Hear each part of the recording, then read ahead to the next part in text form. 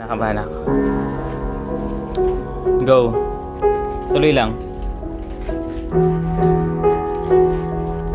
Napakahaba na ng milyang nilakbay ng aking mga paa.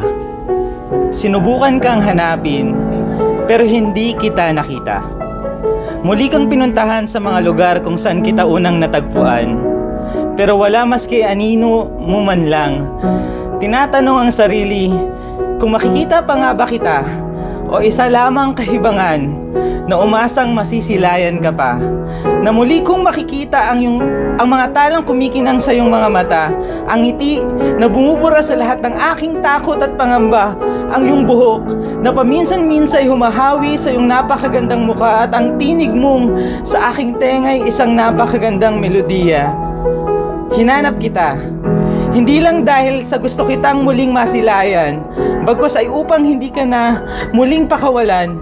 Ang sabihin ng salitang mahal kita na tinago ko ng pagkatagal-tagal, hinanap kita. Pero sa huling bahagi ng aking paglalakbay patungo sa kung saan ka man naroroon ay napagtanto ko ang dahilan kung bakit ka nga ba unang nawala.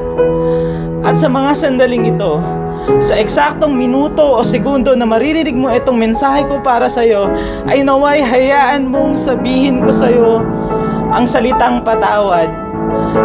Ang salitang patawad na hindi ko man lamang nabanggit sa'yo nung nasaktan kita. Patawad, at huwag kang mag-alala. Ito na ang huling beses na hahanapin ko ikaw o aking sinta.